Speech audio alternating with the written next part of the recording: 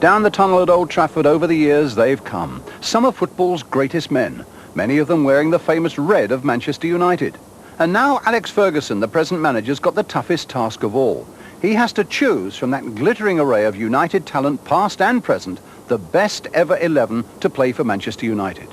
Alex has consulted men like Sir Matt Busby and Bobby Charlton, as well as some of the club's oldest supporters, plus his own deep knowledge of football and football men. Every fan at Old Trafford will have his favourite. Alex will come up with a team that we'd all like to see in action, but it's quite a job. Well, what I tried to do was, one of trying to get balance, also to play all the great players we had as much as I could in the context of any team. Also felt that it was to look at the team and say, could that team play in the 40s? Could it play in the 50s? Could it play now? I've been here 2.5 years now, and the message comes across quite clear, Brian. They want to see entertainment. We have possibly two areas. They want entertainers, they want fighters, and I think they all want winners. So my job is to get the blend of that. But certainly entertainment is a prerequisite of Manchester United, and we're all aware of that. And I think when you see my team when it's set out, any supporter will want to pay money to see that team. George Best sold two dummies and now has made a chance for himself. His hat-trick! To Law again. Oh, he's searching for another goal here. And Law's found it! Dennis Law. Graham to Morgan. McDougall to Charlton. Sissons now will have a chance. McDougall. Brilliant save. And roars of applause from both sets of supporters for Alex Stepney. Well, at the moment it's United coming forward. Through Jimmy Greenough. Macari outside him, inside him in a good position. Koppel. Robson. And Robson again getting it back from Stapleton. He's on his way. Can he find the shot? Brilliant goal! For Mark Hughes again. They found him, and Hughes, a brilliant volley there. First, the contenders for the two striking positions. George Best and Bobby Charlton, incidentally, they'll qualify as men in the midfield. But here we've got Jack Rowley, Tommy Taylor, and of course, Dennis Law. And further on, we come to Jimmy Greenough, Joe Jordan, Lou Macari, Stuart Pearson, then right up to date, Mark Hughes and Brian McClare.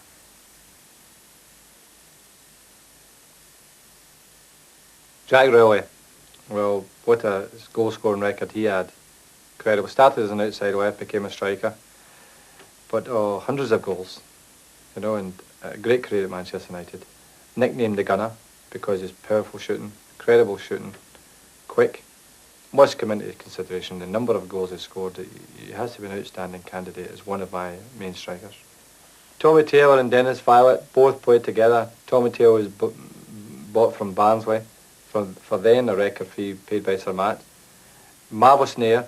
Could, that the asset that the great centre forwards had, where they could go up and climb and hang there, but Lawton, Tommy Lawton, and Ian St John had it, strangely enough, with that asset to just hang there a little. And Dennis Violet probably had one of the underrated players of Manchester United, but you speak to any of the players, I think he was a magnificent player.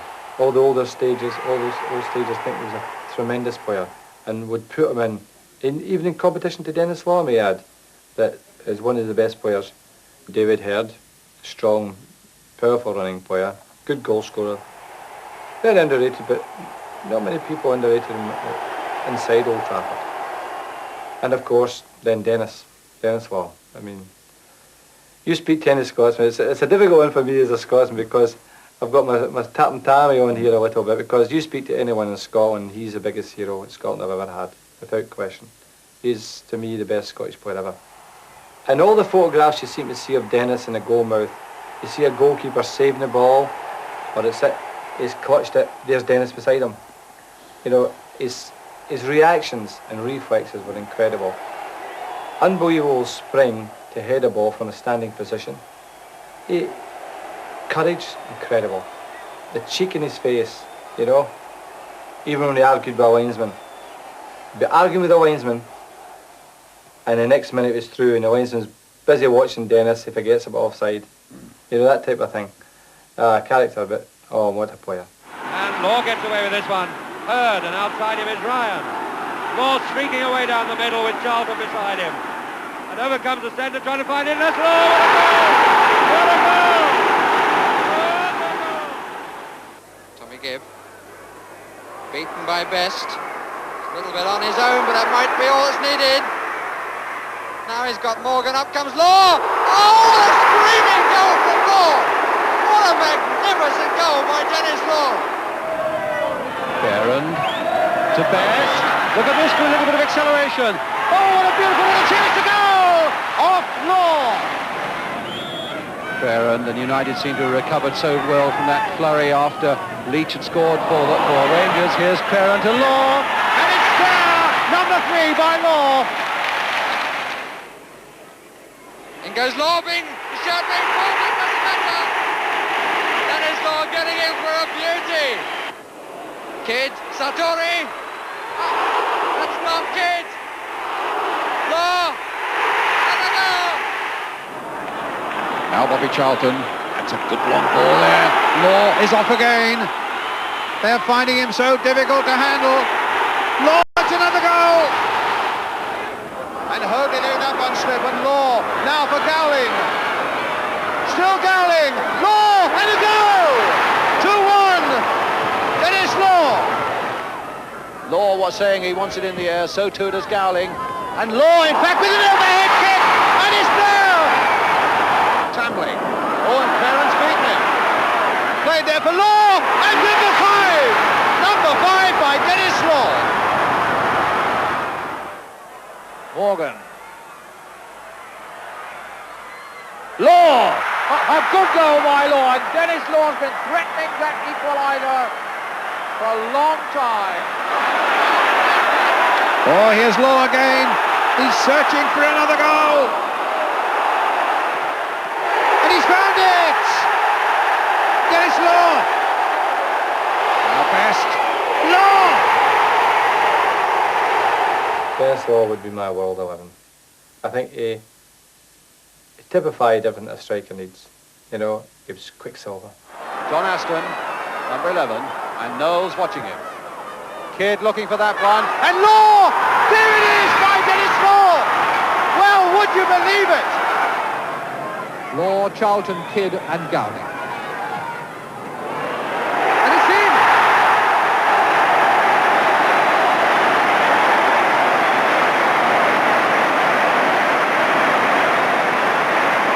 Dennis Law just got a touch.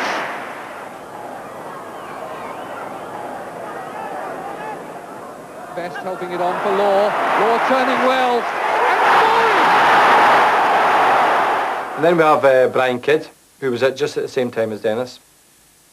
And there was a lad who talked about temperament, plays in the European Cup. And you look at Brian's career, it wasn't always at Manchester United. He had a great period as a young lad here. And like so happens so many, a manager comes and doesn't quite like him. He lets him go to Arsenal, then he goes to Everton, then he goes to Manchester City. He played for 4 of the biggest clubs in the country, and scored goals with them all. United wanting to spar for the opening all the time. Get up, and a goal! Here's Best again, all the little tricks. Oh, and he's found Kidd, it's a goal! Kidd. Law, Best, and Kidd following up.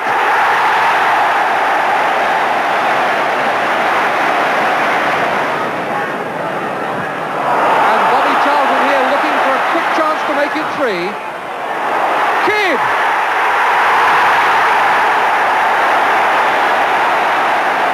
Dowling to Bobby Charlton, Best free on the left. Here he is, put in by a good pass from Charlton. McElroy steps over it and Kidd scores, no trouble. And great passion about the game. We still get the great passion, and I've got him here. And you should see them with my young kids when they score a goal, or when we're playing and there's sometimes at the game, when we score a goal, he's off the bench. We still get that great passion. It's great to see that in people. Jimmy Greenough. Well, here's a good one for you then.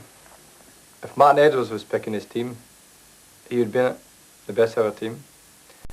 The chairman reckons that Jimmy Greenall was the best striker we've had since Dennis Law in the club. He came to us at 30 years of age, you remember, from Stoke City. Had a great career at Leeds United, of course, but definitely total underrated player. Totally underrated by everyone associated with this club. The coaches, all the managers who had him thought he was a marvellous player. Good control. Scored a really important goal. So remember his goal in the replay against Liverpool, at Goodison Park. The header, he just improvised it, bounced up awkwardly, but he stooped and get the header in against Clemens. And then it was that hat-trick he got against Newcastle United. And I think in fact that was televised, that game. I remember seeing the goals. Pearson. Good turn by Pearson. Can he get the angle for the shot? Yes, he can! Jimmy Greenough raises his hand. McElroy waiting to take the throw-in. Pearson setting it up for McElroy. Nicely floated cross and the header by Hill, and now by Coppell, and in by Jimmy Greenough. Newcastle getting their marking sorted out. A header from Houston, and Jimmy Greenough, and that's his hat-trick. And then we have Joe Jordan. You know, talk about courage. I mean, marvellous courage, Joe. And a really popular player at Manchester United, really popular. Very, very aggressive. Sometimes maybe over-aggressive, but he played that way. He could take knocks and never complained. He gave knocks and expected others not to complain, the same as he did. Curry. And a goal by Jordan. The equaliser from Joe Jordan. Look up to Coppell. Good cross, far post, and there's McElroy. And there's the goal from Joe Jordan. It's 2-1. And now Coppell again. Getting to the line, looking for the cross. It's a good one, Jordan. Oh, fine goal, Joe Jordan. And then we have Lou Macari. Lou came as a striker, played all his best games as a striker, and it's there I discuss him. But he was another cheeky little lad. You know, he had a bit of fire about him. A good goal scoring record. Important goals too. You know, you get some players who you examine the career and you say he didn't score a lot, but all his goals were important. You know, and I think Lou was like that. Coppell going well, and Macari's in for the goal. Macari scores it. 1-0. Free kick comes over. Houston is there with a header. Oh, and it's there. Scored by Macari.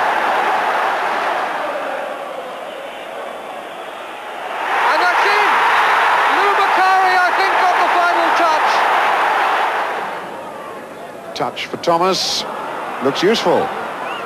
That's the goal from Macari, 1-1. Then Stuart Pearson of that period too is one that, you know, that we always remember. Unfortunately, he too had a lot of problems with injuries. Came from Hull City.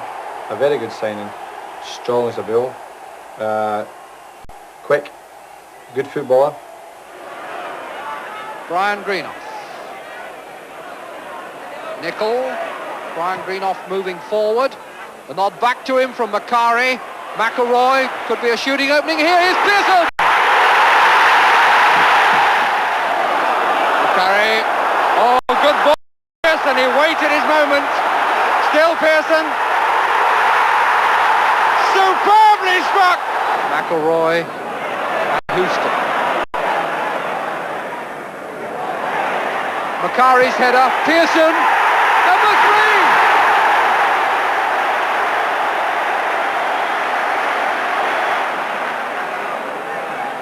Four hungry forwards waiting in the area for a cross.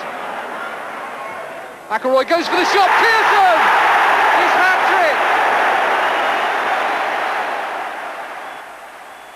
And then of the modern players, we have Mark Hughes and Brian McClare. I brought Brian from Celtic, as you know, 2 years ago. In his first year, he scores 31 goals. And for the first time since George Best, with a player, he scored more than 20 league goals in a season. So that in itself tells you what a good signing he was. And I think he will be improved in years to come. And I think he'll get better, actually. I think there's some parts of Brian McClare's game which will improve. And Gibson with the little trick there. McClare!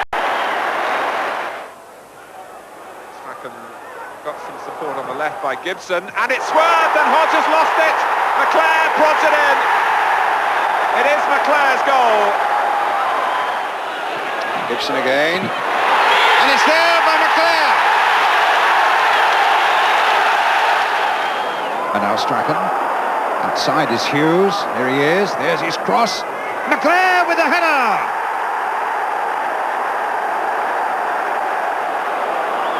Robson. Finding Olsen. That's a good measured cross. Met by McClare. Now for Beardsmore. Gone all the way. And a brilliant goal by McClare. As for Mark Hughes, well, he's one of the great individual strikers of our game. Capable of scoring the most spectacular of goals. I think he would like to score some that bobble off his kneecap or his shin or something like that, or even his backside or whatever. But his goals always seem to be spectacular, particularly volleys. And you've got plenty of examples of that over the years. Strong, brave. He plays his heart out for this club. Two-footed, and a really good individual. Comes to Hughes. Lining up a shot. Beats Shilton in the corner of the net.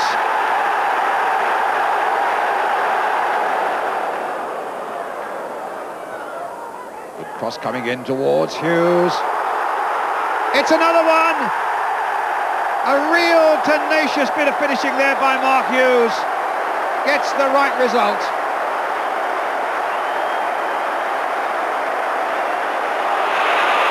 McClare into the path of Hughes. Will he get there first? Yes! Mark Hughes! Clayton Blackmore. Hughes wants the ball on the far side. There he is on the volley!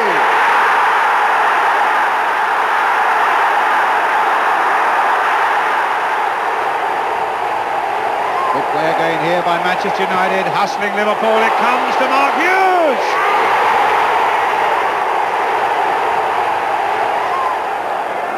Strachan playing it in. Oh, a wonderful volley by Hughes!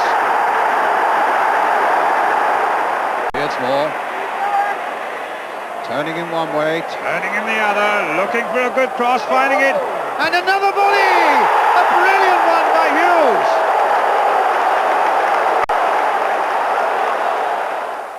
I've always believed in strikers having a partnership and looking for the right ingredients. And when coming down to it, I think I end up quite sensibly with Tommy Taylor as one of my strikers and Dennis Law. They have to be my choice as strikers for this great Manchester United team. Tommy Taylor, the Yorkshireman who led the Busby Babes front line with such fire and elegance back in the 50s, 112 goals in 166 league games. Just think of that for a scoring record. And Dennis Law, one of the world's great strikers. 10 seasons at Old Trafford, every one of them filled with magical memories of Dennis Law specials. What a striking combination. Next, the goalkeepers in this greatest ever Manchester United side. Jack Crompton, Ray Wood and Reg Allen. Harry Gregg, Alex Stepney, Gary Bailey, and then coming right up to date with the present goalkeeper, Jim Leighton. Jack Crompton, this is an early picture of Jack, but he was a really fine goalkeeper in the cup-winning side for United of 1948. Well, Ray Wood, he of course was a goalkeeper in that final against Aston Villa when Peter McParlin shoulder charged him. He was carried off a fractured collarbone and possibly cost Manchester United the game. An important part of the game that was. But an outstanding goalkeeper. Reg Allen, well, I didn't see him play. I've spoken to a lot of the old-timers, and they reckon if Reg hadn't been injured, he would have been the most outstanding goalkeeper we had since the war. So he's a strong contender. Harry Gregg. Harry was brave as a lion. I mean, Harry has always had that great courage as a goalkeeper. Played for Northern Ireland for many years, and of course played for Manchester United in the following cup final against Bolton Wanderers, when he was shoulder charged by Nat Loftus, of course, for the decisive second goal. But an outstanding goalkeeper and of course a great character too. I saw Alex Stepney play many times and I think that he is the outstanding candidate. I remember Samat telling me that when they won the league the year that Alex came, that he was asked the question, what was the decisive factor in winning the championship, and he said, the signing of Alex Stepney. He brought in an assurance and a calmness to that position and settled the whole back four, settled all the defenders, and for his money and mine too, that he was our outstanding goalkeeper. Summerby. Good shot! You will go a long, long way before you'll see a better save than that from Stepney. Looking for Garland and a good punch, a flying punch by Stepney. Rope flying in there. The chip in again. Lee was up. Again Garland. Stepney got there. Cross coming in from the Middlesbrough right there, the long-range shot. Stepney equal to it. United again under pressure here. But Alex Stepney equal to it. A marvellous bit of goalkeeping. Well, ball picking up that loose one very well indeed. On for Charlie George. Still with George. And a tremendous shot and a fine save. That really was magnificent football. The break by Ball, the dummy by George, and the shot and the magnificent save by Alex Stepney, which drew applause from both Manchester United and the Arsenal players. Sissons now will have a chance. McDougall. Brilliant save. Cannot believe it, because that was something really out of the top drawer. And roars of applause from both sets of supporters for Alex Stepney. Gary Bailey was, of course, another, unfortunately. His career was cut short after a training session with England. When I came, it was tragic to see him trying to make his comeback, because he worked ever so hard. And he was that type of goalkeeper. He worked ever so hard at his goalkeeping. And the one thing that has to be said about Gary is, and one must remember this, he came into the team as a young boy and stayed in the team. Wilkins is looking and then in the end searched in vain. Put out there, Case. Turned on as Robinson got the legs. Scott Moran after him and Robinson still in control. Play for Smith and saved by Bailey. My word, what a remarkable finish. I had to try and kill this myth about Scottish goalkeepers, didn't I? But Jim Leighton is, of course, I knew all about him at Aberdeen, and of course his record with Scotland is incredible. I think it's 1 and 2 shutouts for his country. And he's one of the best shot stoppers I've ever had. And dedicated man. Totally dedicated to his goalkeeping. And must come into the consideration along with others. So Sheedy with this penalty then for Everton. A brilliant save by Leighton. United under a lot of pressure here. Oh, he saved it with his legs, Leighton. Callaghan. Here's the cross. It eluded Robson. McAnally. Oh, a marvellous save by Leighton. I'll tell you how good it was. McAnally hit that with just about everything. That goes down as one of the great saves of the season. They've all got their claims for that number 1 spot. Spoke about Reggie Allen and Ray Wood and Harry Gregg and Gary Bailey and Jim.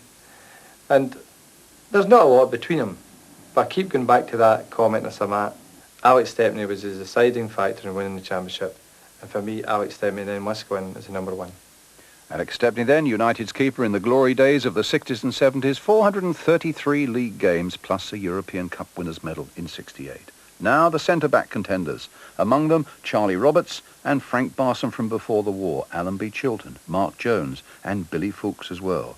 And then as we come on further to Nobby Stiles, Alex Ferguson includes Nobby incidentally among his centre-backs, Martin Buchan, Paul McGrath, Steve Bruce.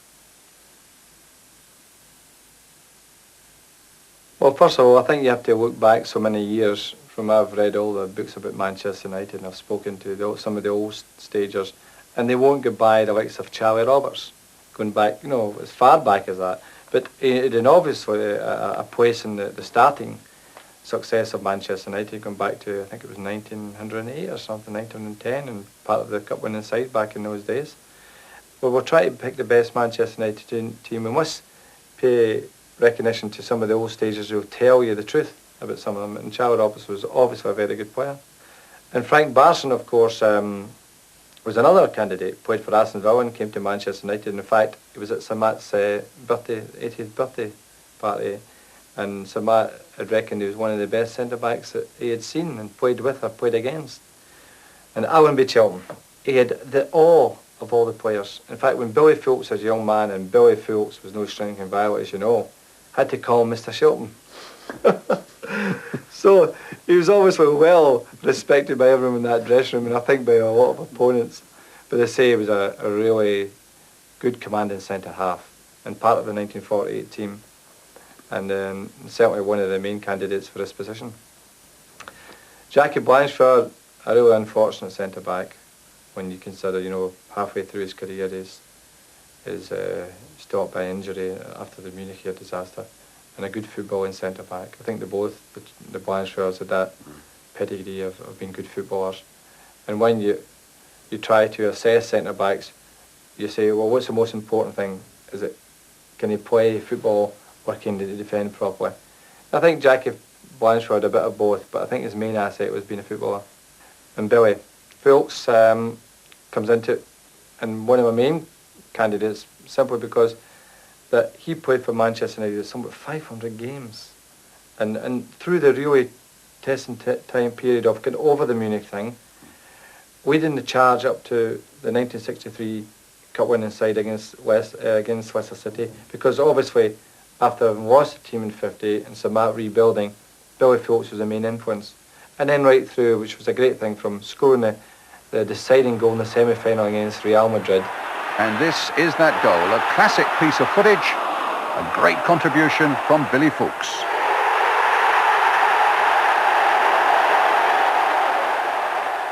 Yeah, well, Mark Jones was also one of our centre-backs at that period, when there must have been great competition, because you had Jackie Blanchard, you had Mark Jones, you had Billy Phillips, and of course Mark Jones, unfortunately, because of the disaster too, was lost his. And a young man, a relatively young man. So another one blighted by the tragedy, but still a United player of great quality. I think that in the same context I have to speak about Nobby Stiles. And my reasons for putting Nobby in amongst the centre-backs is this. I think he was a magnificent influence in the Manchester United team. I think if you looked at the best ever Manchester United team, it didn't have Nobby. There may have been something missing. You couldn't visualise a great Manchester United team out there without those snarling fangs of his, you know. And not just that, but I mean, he could play. I remember asking Sir Alf Ramsey once about his 1966 World Cup team. He says he had 5 world-class players, and Nobby was one of them. I think David Sadler must be mentioned, not entirely as a centre-back, because his versatility. And he played centre-back, and he played in midfield. He played a lot of positions for Manchester United. And here we have David Sadler playing in a number 9 shirt for Manchester United. The ball played forward here for John Aston, into the path of Paddy Crerand. And there's David Sadler.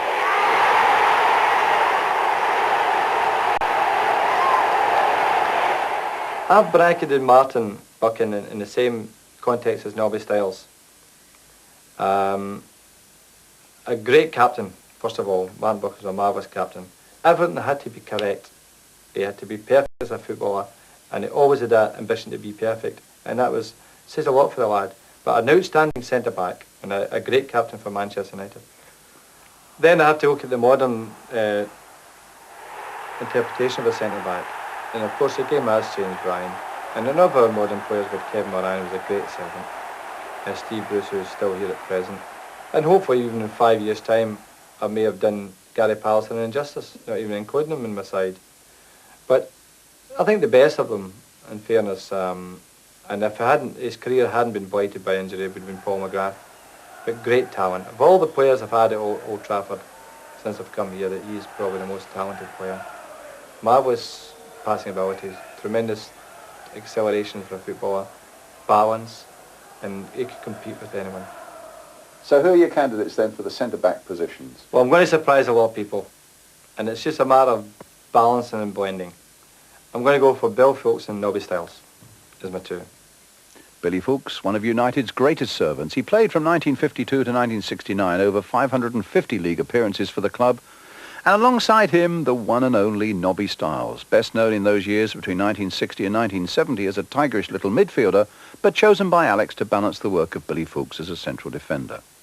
Next, it's centre midfield, and what brilliant candidates for the greatest ever United team. Stan Pearson, John Morris, the great Duncan Edwards, and from the same team, Billy Whelan and Eddie Coleman. And then as we move on to Albert Quixall, Paddy Crerand, Sammy McElroy, Norman Whiteside, and of course right up to date with Brian Robson. John Morris. Well, all the old stagers reckon Johnny Morris was a really good player. Good, strong, right-sided midfield player, and an inside forward as we used to call him these days. And part of that 1941 kit went inside. Yeah, Stan Pearson was an excellent footballer. They say he wasn't the quickest player, but a really good football brain and a good finisher too. Well, Duncan Edwards. One of your regrets in life is that for any manager that he didn't have a Duncan Edwards that to have managed or even played with as a player, because everyone, probably the central figure in this club in many ways as a football point of view, is Duncan Edwards as a player and Sir Matt Busby as a manager. He was great in any position, and some people say too that hadn't been for the tragedy of Munich, that Bobby Moore maybe never got a cap. You know, it's incredible to say that, a great player like that, but obviously that Duncan Edwards dying at the age of 21 years of age. Oh my goodness. Billy Whelan, unfortunately another one who died in the Munich disaster, and a fine footballer. Not the quickest players, but a very, very, very good footballer.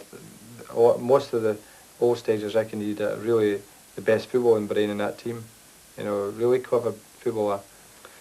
And of course, as Duncan Edwards, partner of that great team, the Busby Babes, he had Eddie Coleman, and apparently a marvellous character. But he was nicknamed Snake Hibbs because his dribbling ability. Slight little lad, was about 5'6", and was a little tiger in there, and great energy to get up and down the park.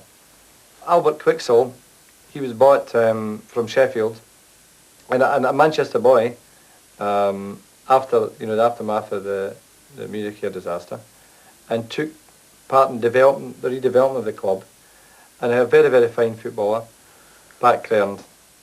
Well, Sir Matt says, I think once, that when Pat played, the whole team played, and that's as good a testimony for any player. The other thing about Pat Crerand, of course, he was a battler. I mean, he was competitive. He could mix it with the best, and he had a fiery temper. But as I say about players with tempers, there's nothing wrong with it, as long as it's for the right reasons. And the thing too is when they've got fiery tempers, you can always take a little bit out of them, but you can't put it in them. And Pat Crerand had it in him, first of all, which is important. Comes out to Crerand now, lashing in a left foot shot. Playing it short to Crerand. United building up, and Crerand's made a good run through the middle now for Manchester United. There's the cross coming in, Crerand's on the end of it. Sammy McElroy, one of your unsung heroes. You know, when you start talking about the Crerands and the Colemans and the Charltons, Edwards, all these players, and the Robsons, it's quite easily to forget players like Sammy McElroy, but spent many great years here. I remember he had a great game in the cup final in '79, was it, against Arsenal, when they fought back to 2-2 and then lost in the very last kick of the ball. But great stamina, Sammy, tremendous stamina. Jimmy Greenough. Steve Coppell. Oh, he dummied him beautifully there. Little pass through to Macari. What's going to happen now? It's going to be another goal. It is by Sammy McElroy. Kids cross. O'Neill. Best. And McElroy.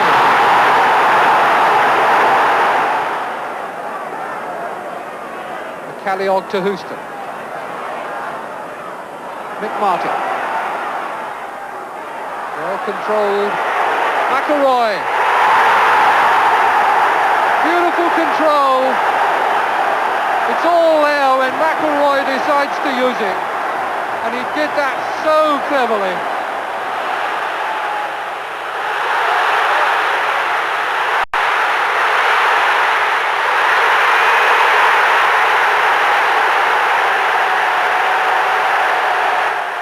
Norman Whiteside started off, as you know, Norman, came to the club in, what can you say, a career before he's 24, a full career. 2 World Cups, played in 3 cup finals at Wembley, 40 international caps for Northern Ireland, and he's still only 24 years of age. Fantastic. I mean, that's, sometimes that players can get too much too early, and maybe that is the case with Norman. Robson, United finding room in which to manoeuvre in midfield. This is Muren, a beautifully delivered header for Whiteside.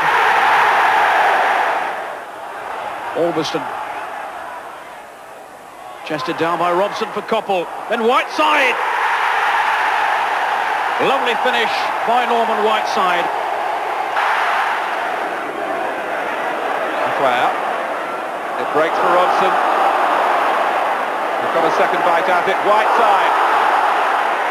Oh, they're flying in now. I don't think it's appropriate, the last one we should mention is Brian Robson, because as we're talking, it's a match great experience of having Duncan Edwards as one of his players, and something I regretted maybe not having a player of that greatness.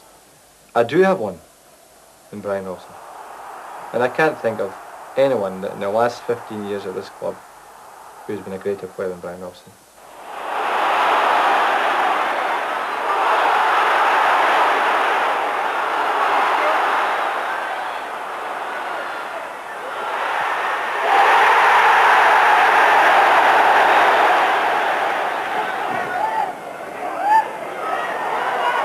Kane winning his private duel with Chamberlain, and it might have set something here with Whiteside freeing Robson, and the finish is exemplary. Duxbury. Whiteside battling, and Robson. What a goal for Brian Robson. Muren. Robson wants it early. Brilliant goal. There. Cross comes in. A good knock down. Robson's on the end of it.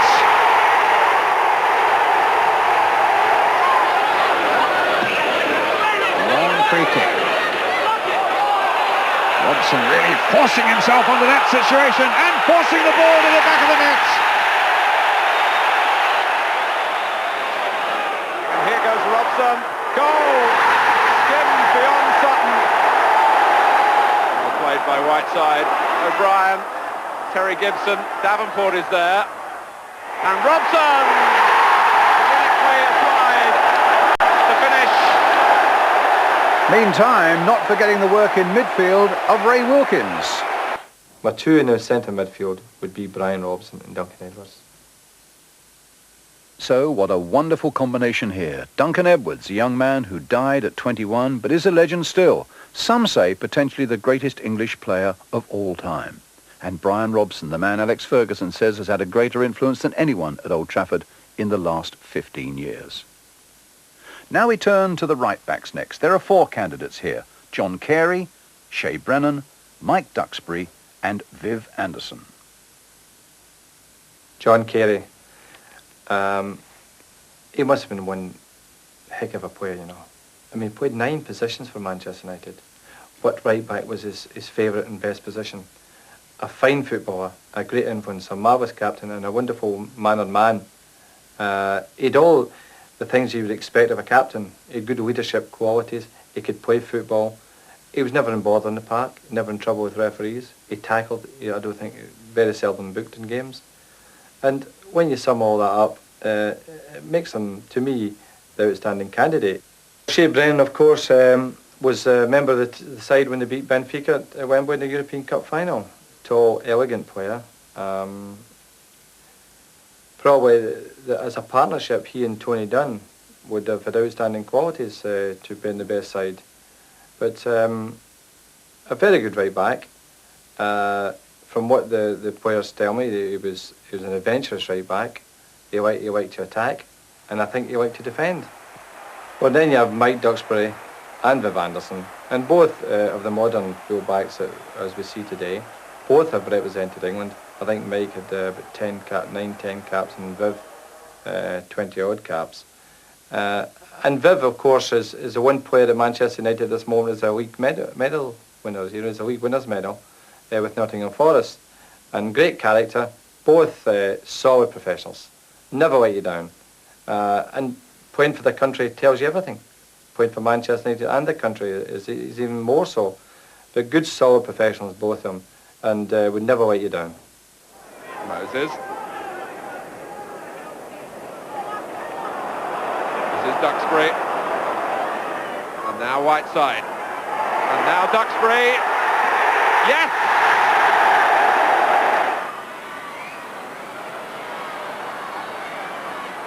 Been in good form tonight, Hoddle. Another delightful ball played into Beardsley, played for Waddle, and a good cross from him this time! And Anderson makes it two! At the end of it, when I sum it all up, it must be John Carey as my right back. Alex's choice then, John Carey, a fine leader for Manchester United in the immediate post-war years, over 250 league games for the club and a cup win in 1948. Next we come to the left-backs in this greatest ever Manchester United side, John Aston, Roger Byrne, Noel Cantwell and Tony Dunn. John Aston, of course, played in the 48 Cup winning team against Blackpool. Outstanding player. Formed a great partnership with John Carey. Roger Byrne, well, strange was a young kid in the Coronation Cup up in Glasgow in 1953. Roger Byrne played outside left for Manchester United and John Aston was the left back. But obviously they had great qualities which were recognised by Sir Matt and eventually took over from John Aston and became England captain at left back and of course the Manchester United captain at the time of the Munich air disaster. But a tremendously quick player, incredible pace and recovery pace too. And obviously if that hadn't happened in Munich, he'd maybe even got 100 caps before anyone else had got it. Noel Cantwell was, from what they say, was a tough lad, wasn't he? And they bought him from West Ham, but he was a solid and played in 1963 Cup winning side against Leicester City. Tony Dunn, you know, is similar to maybe in some of the qualities that Roger Byrne had, a tremendous pace. I mean, Tony was arguably quicker than Roger, and played in the 1968 European Cup winning team. A local lad and still see him around Old Trafford, but a very, very good full-back. Well, looking at all the considerations, and I think that it's a reasonably close one because I think Tony Dunn had great qualities and I think that Johnny Aston had great qualities. But I really do always come back to Roger Byrne because I think that to be captain of Manchester United at such a young age and taking over from such a good player as John Aston, I think that tells you, that gives you the answer. Roger Byrne then, like Tommy Taylor and Duncan Edwards, a wonderful figure from the Busby Babes era, captain of his club and a regular for his country and a real natural for that left-back position. Now we come to right midfield. This will include some outside rights as well, like Billy Meredith, Jimmy Delaney, John Berry and John Connolly, and of course George Best, Steve Coppell and Gordon Strachan. We're talking about the outside rights. You have to go back a few years again because I think that there was a very, very important player of this club, and Billy Meredith. Now, Bill was a Welsh internationalist. He played something like 700 games for both Manchester clubs, Manchester United and Manchester City. Scored 300 goals, almost 300 goals for an outside right. That's incredible. That's 1 in 2 almost. And also, he played for Wales, I think, when he was 49 years of age. Little side issue about Billy, this toothpick of his, because of the great story about him playing every game with a toothpick, picking away his teeth. So that's interesting, but it must have been one marvellous player. Then you have Jimmy Delaney. You know, when Sir Matt came to Manchester United from Liverpool, he was a young manager, his first job as a manager, and the first player he bought was Jimmy Delaney. And he was at the twilight of his career with Celtic, of course, but a great career with Celtic. Lightning quick, brave as a lion. Johnny Berry, you know, it's it's strange that when we're doing this and talking about the greatest Manchester United team, and so many times we've had to talk about players with injury problems, and of course Johnny was involved in the disaster that Munich never played again after that with injury. But I've seen the little clips of him, and it was a little bull of the wisp type, wasn't he? Small and always liking to beat men, and wingers that can beat full-backs in those days, and as is now, they're so important to a team. I think Johnny Berry was a really important signing for Manchester United. Quickly, outside right, John Berry worked in from the wing, put in a hard drive, and scored. We have others that come into contention. John Connolly, who was part of the Sir Alf Ramsey's World Cup squad. I think, in fact, he played in the first game. But John was a direct, fast winger. He came from Burnley, signed him from Burnley. And although he only spent a few years here, I think it was an important few years. And then George Best. I've got a lot of videos in the house. And of course I saw him play. I saw him play in his first game for Northern Ireland against Scotland, and he tore Tommy Gilmore apart. I mean, you looked at George Best standing out there, what would he be, about 10 stone 3 or something, 5'8". You say, no, he can't be playing. But what a marvellous player. I think that when we talk about the great players, Duncan Edwards, Bobby Charlton, Dennis Law, George Best, how do you place them in order? George Best must come very close to being the greatest player we've ever had. Brian Kidd to George Best. Fitzpatrick. Best going in on it. Best! Oh, beautifully taken by Best! What a magnificent goal by Best! Manchester United leading 2-0. And that's a beautiful ball from Best to Morgan, and Morgan's got a real chance here, and he's made it!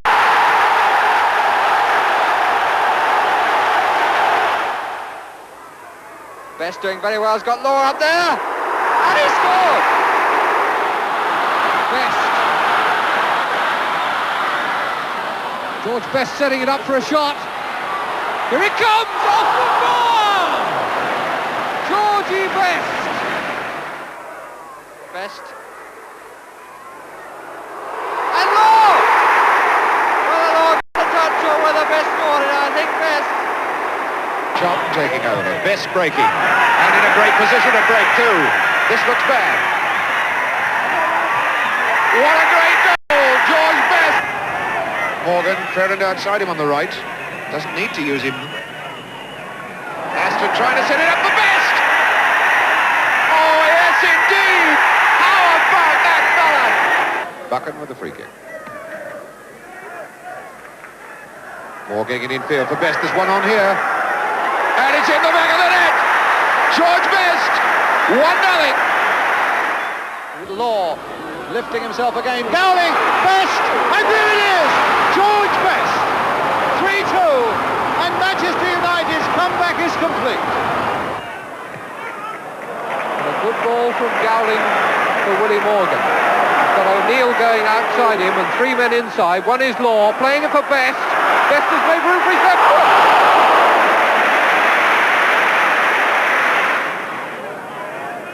Sadler is up there at the near post. Good back header. And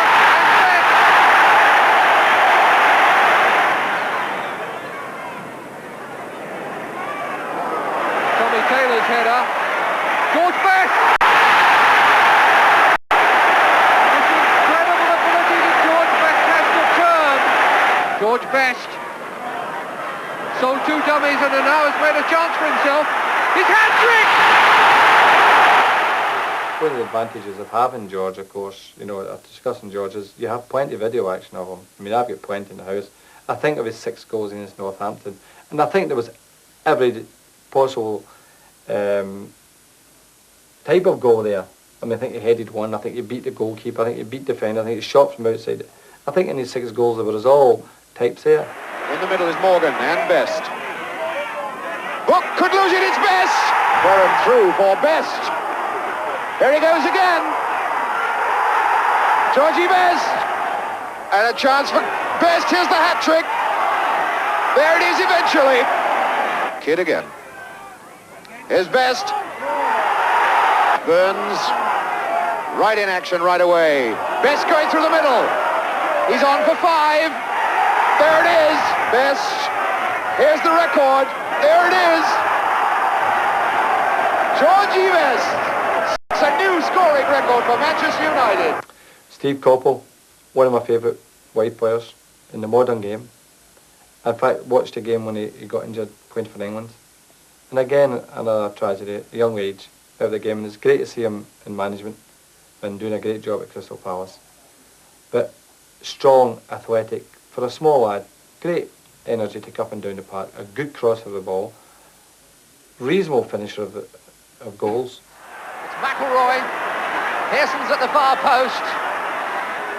And very quickly, and that's there again. And that was number 7, young Coppell. Well, at the moment it's United coming forward. Through Jimmy Greenos. Macari outside him, inside him in a good position, Coppell.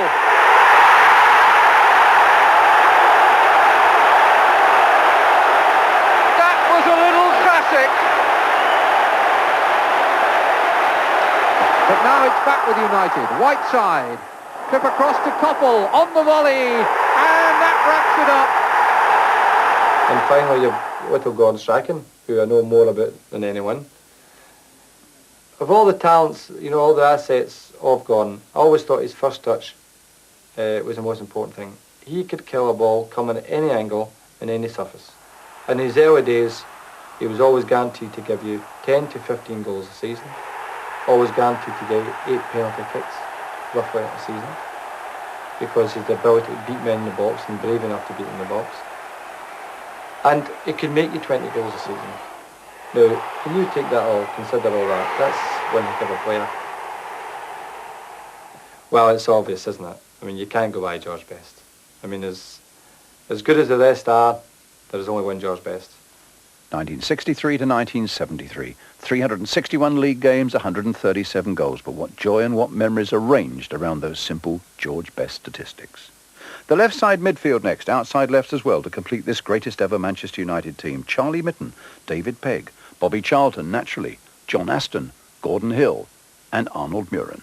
Well, the first one you've got to go back to Charlie Mitten, who was in the outside left in the 1948 Cup-winning team. And from all intent and purposes, a marvellous cross of the ball, bit of a ball juggler, always liked to take touches on the ball. Small, slight man, but a very, very good left winger. And David Pegg was your next in line, really, and another tragic case of the Munich air disaster. Lovely left foot, nice, graceful player, a young player too, just emerging, starting to break into the international team. And I think arrived here with Bobby Charlton as young lads. In fact, they were great friends. Bobby and David stayed together, and Bobby's still always in touch with his parents. But a marvellous outside left. When assessing the whole thing and realising a big problem in the middle of the field, and you can't leave Bobby Charlton out of your team. I mean, one of our greatest players ever. And also the number of goals he could score. So it was a matter of fitting him in. And I felt that being two-footed, he started his career as an outside left United, played in 1963 Cup final against Leicester City in that position. I felt that he could apply himself in this particular team, having so many great players. And if the case would be, you could move him back in the midfield, play him off the front, you know. You're flexible in that way, having Bobby in your team. And obviously, I mean, the ability to score great goals, which get the crowd tingling. You know, that you could have a game that's dead, you may not even be playing well. And along comes Bobby, hits one of those shells from 30 yards. And the place is alight, and everyone's buzzing, the players are jumping on top of him. Even if it hit the bar, it gets everyone going. I think players like that are so important in the game of football nowadays. Best, Charlton. Charlton going through here like a greyhound, number 2.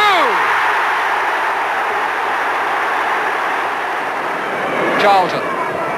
Oh, what a goal! So Bobby Charlton again, picking that up just inside his own half. And on he goes, and on he goes. And the perfect finish from Bobby Charlton.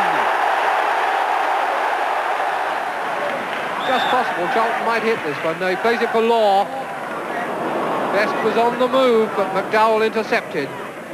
Redknapp held it too long. Law, Bobby Charlton.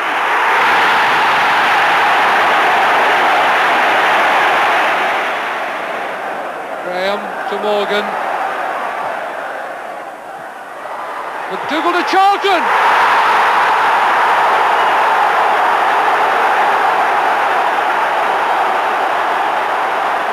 Charlton, the wise campaigner of this United side, 15 and a half years of first-team football. It's an indirect free kick, although the arm of the referee is still not up. It was up earlier. Yes, Charlton, and there it goes! Bobby Charlton! Wham bang! And Bobby Charlton sticks in another goal to add to his record number of goals for Manchester United.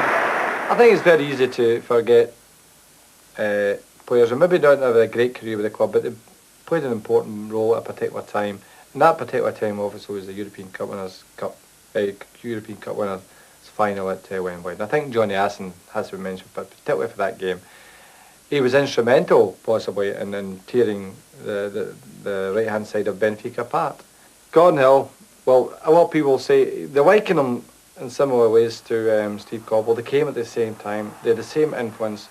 Gordon was a perky wee lad, wasn't he? He was much like a Gordon Strachan. There's a bit of cheek about Gordon, you know, and scored great goals. His 2 great goals against Derby County in the semi-final of the Cup stand out, you know, marvellous strikes. Good work here by Manchester United. Hill's waiting in the middle. He's going to get that onto the left foot. A lovely curling shot by Gordon Hill. United really have this Wembley look about them now. A free kick by Gordon Hill. He's clinched their place.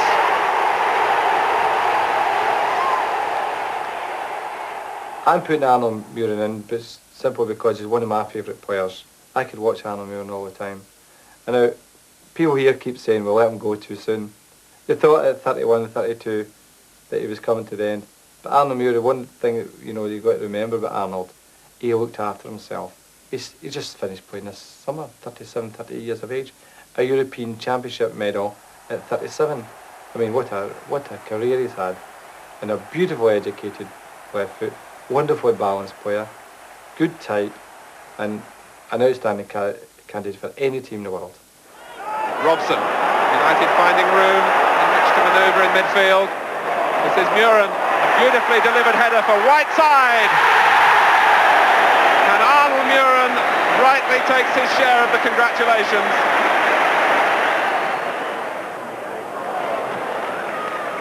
Whiteside again using the body to hold off the defender who was Gray, and it's let in Muren.